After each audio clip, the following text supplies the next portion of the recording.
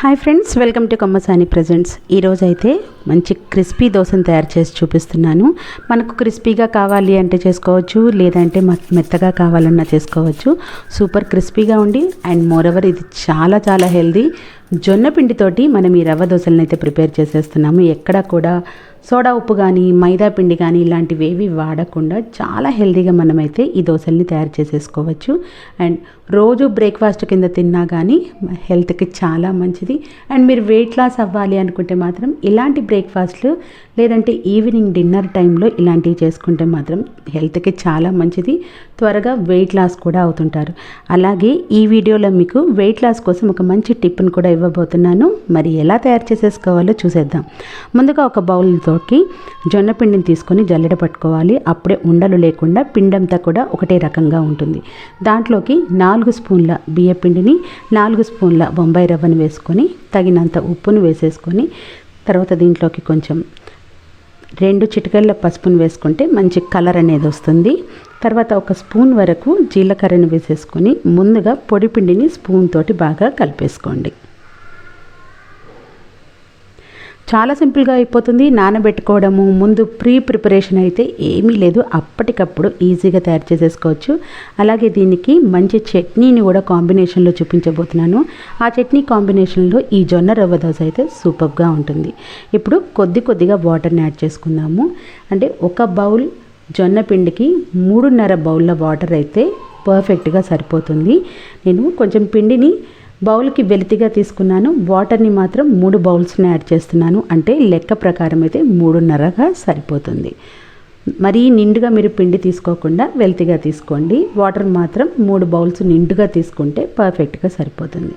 వీటన్నిటినీ కూడా ఎక్కడ కూడా ఉండలు లేకుండా కలుపుకోండి. వాటర్ని ఒకటేసారి 3 బౌల్స్ వేసేసుకోకుండా కొద్దిగా వాటర్ని యాడ్ చేసుకుంటూ కలుపుకోండి.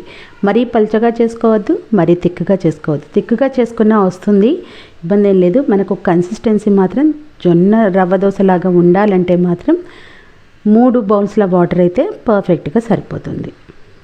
నిండుగా తీసుకోవాలి. ఈ కొలత మాత్రం ఖచ్చితంగా గుర్తుపెట్టుకోండి. పిండి ఇలా జారుగా 3 బౌల్స్ వాటర్ అయితే పర్ఫెక్ట్గా సరిపోతుంది. ఇలాగే కలుపుకోండి, అప్పుడే మీకు జొన్న రవ్వ దోశ పర్ఫెక్ట్గా వస్తుంది. ఇప్పుడు టిప్ ఏంటో చూద్దాం. వెయిట్ లాస్ మీరు ఒకవేళ 3 మంత్స్లో అవ్వాలి అనుకుంటున్నారంటే నాలిక మీద ఒక్క చుక్క కూడా స్వీట్ పడద్దండి. మీరు బెల్లం, తాటి బెల్లం, పటిక బెల్లం, పంచదార ఎలాంటి బెల్లాలు వాడకూడదు, తేనె వాడకూడదు, ఎలాంటి స్వీట్స్ కూడా వాడకుండా మీరు కనుక ఫాలో అయ్యారంటే 2 to 3 మంత్స్లో 5 to 8 kgs మీరు లాస్ అవుతారు. తప్పకుండా ఇది ఫాలో అయ్యి చూడండి. టీలో, కాఫీలో అస్సలు షుగర్ అనేది వాడకుండా ఖచ్చితంగా ఒక 2 to 3 మంత్స్ అయితే చేయండి. మార్పు అనేది మీకే కనిపిస్తుంది. ఇప్పుడు ఇలా పిండిని కలుపుకున్న తర్వాత దీంట్లోకి సన్నగా తరిగినటువంటి కొత్తిమీరను వేసుకోండి. మీ దగ్గర ఒకవేళ డ్రై కొత్తిమీర ఉంటే కూడా అది కూడా యూస్ చేయండి, లేదంటే ఫ్రెష్దైనా సరే యూస్ చేయొచ్చు. అలాగే కట్ చేసుకొని పెట్టుకున్నటువంటి ఉల్లిపాయలు సగం ఉంచుకొని సగం కలపండి. సగం మనం తర్వాత దోశ వేసేటప్పుడు యూస్ చేసుకుంటాం కాబట్టి పచ్చిమిర్చి, ఉల్లిపాయని సగం మాత్రం యూస్ చేయండి. అలాగే పల్లీలు రోస్ట్ చేసేసి పొట్టు తీసేసి పక్కన పెట్టుకోండి. అల్లం ముక్కల్ని కూడా సన్నగా తరిగి పక్కన పెట్టుకోండి, తర్వాత యూజ్ చేద్దాం. ఇవన్నీ వేసుకున్న తర్వాత గరిటెతో బాగా కలిపేసుకొని దాదాపు అంటే మనం చట్నీ ప్రిపేర్ చేసుకునేంత వరకు ఇది బాగా నానితే సెట్ అయిపోతుంది. అంతవరకు మూత పెట్టి పక్కన పెట్టేసుకోండి. ఇప్పుడు చట్నీ కోసం జార్ తీసుకొని కొబ్బరిని చిన్న ముక్కలుగా కట్ చేసుకొని వేసుకోవాలి. ఫ్రెష్ కొబ్బరి తీసుకోండి. తర్వాత దీంట్లోకి వేయించి పెట్టుకున్నటువంటి పల్లీలను యూస్ చేయండి. అప్పటికప్పుడైనా వేయించుకోండి, లేకపోతే వేయించినవి అయినా సరే వాడచ్చు. ఒక గుప్పెడు వరకు వేసుకోండి. తర్వాత ఒక 5-6 పచ్చిమిరపకాయలను కూడా ముక్కలుగా కట్ చేసి వేసుకోండి. స్పైసీనెస్కి తగ్గట్టుగా పచ్చిమిర్చిని తీసుకోండి.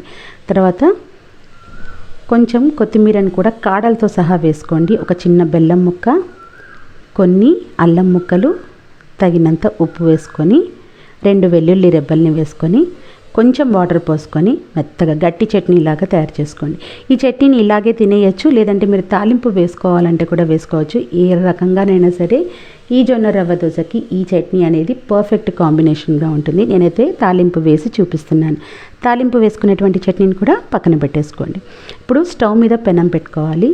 పెనం అనేది మనకి ఇక్కడ నాన్ స్టిక్ పెనం అయితే బెస్ట్ అని చెప్పుకోవచ్చండి. ఐరన్ ఇవన్నీ కొంచెం కొన్నిసార్లు కడాయిలో ఇవి రావు, కాబట్టి మీరు నాన్ స్టిక్ ఉండేటట్టుగా చూసుకోండి. ఒకవేళ పెనం లేకపోయినా ఇలా ప్యాన్ ఉంటే కూడా తీసుకోండి, మీకు షేప్ కూడా కరెక్ట్గా వస్తుంది. సో పెనాన్ని కూడా ప్యాన్ పెట్టేసుకొని వేడి చేసుకోండి. ప్రతిసారి మనం దోశ వేసుకునేటప్పుడు గరిటతో కింది నుంచి పైకి పిండిని కలపాల్సిందే, ఎందుకంటే పిండి అంతా కూడా డౌన్కి సెటిల్ అయిపోతుంది కాబట్టి బాగా కలుపుకోవాలి. పెనం వేడెక్కిన తర్వాత ఇలా ఉల్లిపాయ పచ్చిమిర్చి కట్ చేసి పెట్టుకున్నాం కదా, కొంచెం పైపైన అలా వేసుకోండి. పిండితోటి పల్చగా వేసేసుకోండి. పిండి వేసుకునేటప్పుడు ఫ్లేమ్ హైలో పెట్టండి. ఇలా మనం దోశలాగా వేసేసుకున్న తర్వాత ఫ్లేమ్ని లోకి అడ్జస్ట్ చేయండి. ఎక్కడైనా గ్యాప్స్ ఉంటే కూడా కొంచెం పిండి వేసేసుకోండి. వెంటనే ఆయిల్ వేయకుండా 1 నిమిషం అలా వెయిట్ చేయండి. మీకు బాగా క్రిస్పీగా కావాలి అని అంటే లో టు మీడియంలో ఒక 3 నుంచి 4 నిమిషాల పాటు ఇలా మీరు కాలనిస్తే మనకి క్రిస్పీ దోశ అనేది వస్తుంది.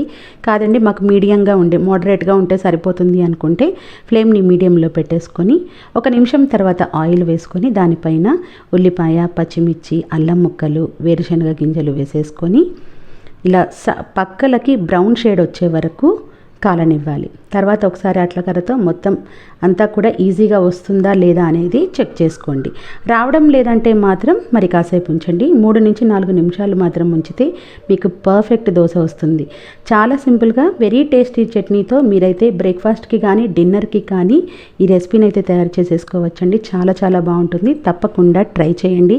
మీరు ఒకవేళ ట్రై చేస్తే మేము ఆల్రెడీ ఇది చేస్తాము అండి అని కమెంట్ చేయండి. ట్రై చేయకపోతే తప్పకుండా ట్రై చేసి కమెంట్ అయితే చేయండి. టేస్ట్లో అయితే రాజీ పడాల్సిన అవసరం లేదు. ఎన్ని దోశలు తిన్నా కానీ కడుపు హ్యాపీగా రిసీవ్ చేసుకుంటుంది, అంత బాగుంటుంది ఈ దోశ. తప్పకుండా నా ఛానల్ని అయితే సబ్స్క్రైబ్ చేసుకోండి. Thank you for watching.